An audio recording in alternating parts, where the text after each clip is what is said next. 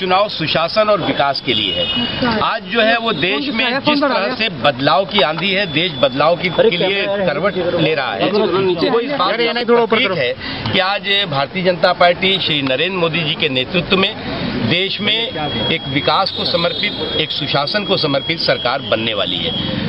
जो पहले से जिस तरह का स्टीरियोटाइप मुद्दा हुआ करता था, जिसमें कभी सांप्रदायिकता का मुद्दा, कभी सेकुलरिज्म का मुद्दा, ये मुद्दे अब चुक चुके हैं, ये मुद्दे अब एक्सपायर हो चुके हैं और आज लोग जो है वो अपने सरोकार और अपनी समस्याओं का समाधान चाहते हैं। और निश्चित तौर से आज अगर मुसलमानों का भी रुझान देखें आप, तो बहुत बड़े पैमाने पर मुसलमान उस तमाम तरह के दकियानूसी नारों से दूर होकर के आज अपने सरोकार और अपने विकास की प्रति वोट कर रहा है। और हमारा मानना है कि उत्तर प्रदेश में हम 60 से ज़्यादा सीटें जीत करके शानदार विजय फहराएंगे और पूरे देश में भारतीय जनता पार्टी 350 से ज़्यादा सीटें जीतेगी। यहाँ 50% के करीब मुसलमान हैं, क्यों वोट करें? आपको लगता है कि बीजेपी को वोट करेंगे?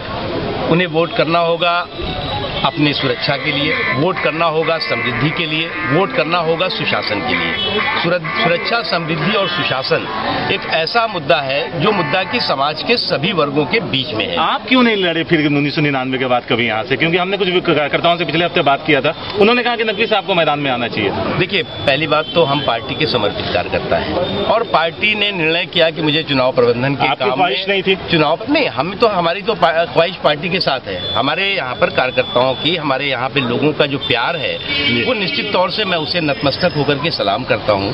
लोगों ने हमेशा हमें प्यार दिया, मैं चुनाव लड़ूं या न लड़ूं। तो ये आप कहना चाहते हैं कि 1998 के बाद पहली बार इस सीट को जीतने को लेकर आप कॉन्फिडेंट हैं? बिल्कुल, हम कॉन्फिडेंट हैं और हमारी केवल न यहीं की नहीं बल्कि हमारी पूरी उम्मीद है कि जो अभी उत्तर प्रदेश के इस रुहेलखंड क्षेत्र में 11 सीटों पर चुनाव हो रहा है, 11 में 10 सीटों पर भारतीय जनता पार्टी अपनी विजय है। लेकिन देखिए तो भीड़ बहुत कम है, रुझान बहुत कम नजर आ रहा है इस समय कि क्या पहली बात के सुख में ना दुख में सिर्फ यहाँ के चुनाव लड़ना काफी नहीं होता है। हर इंसान पहले अपने घर को देखता है। अगर पेट में रोटी नहीं होगी तो बाहर जाके वो क्या कर सकता है? आप अपना चुनाव किससे मानते हैं? बीजेपी से। और समाजवादी? बिल्कुल नहीं। Thank you. अब लगता तो हर कैंडिडेट को अपनी तरफ से पॉजिटिव ही लगता है, लेकिन मुझे पूरा विश्वास है, पूरा भरोसा है रामपुर की पब्लिक पे। उन्होंने बहुत चोट खाई है, इस मंत्री का बहुत जुल्म सहा है, बहुत अत्याचार सहा है और ये सबसे अच्छा तरीका है इस मंत्री को मुंह तोड़ जवाब देने का, उसको अपनी औकात याद दिलाने का। और वो मुझे पूरा भरोसा है कि 16 मई को जब नतीजा खुलेगा तो उसमें मंत्री को अपनी औकात का पता चल जाएगा। ये क्या आपको लगता है कि युवा वर्ग आपके?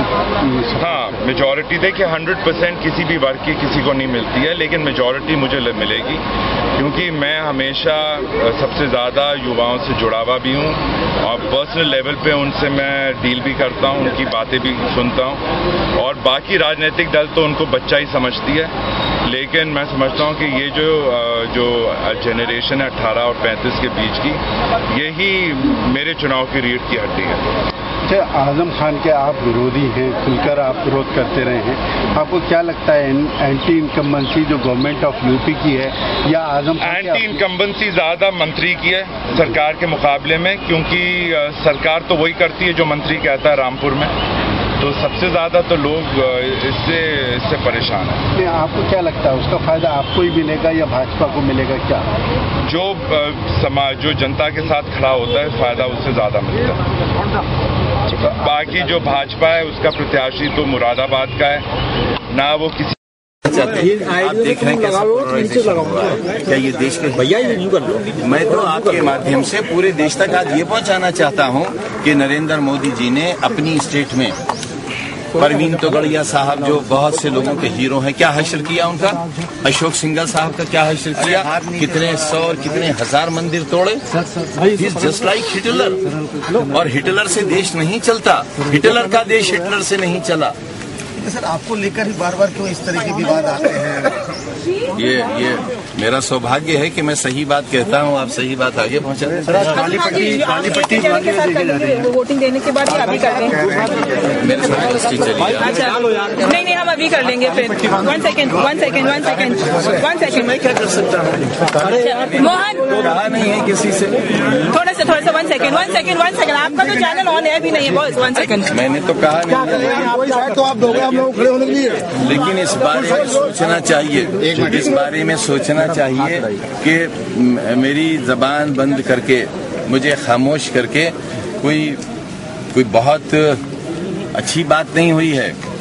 हमसे ज्यादा सीरियस एलिगेशंस बेनी प्रसाद वर्मा जी पर हैं और हमारे पास है उनका जवाब भी और उनका सवाल भी।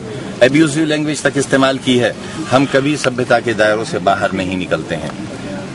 तो और उनके लिए इलेक्शन कमीशन ने नो एक्शन। हमने सिर्फ सही बात कह दी। क्यों? अगर हम कुर्बानी देना चाहते हैं, मुल्क के लिए अपना खून देना चाहते हैं,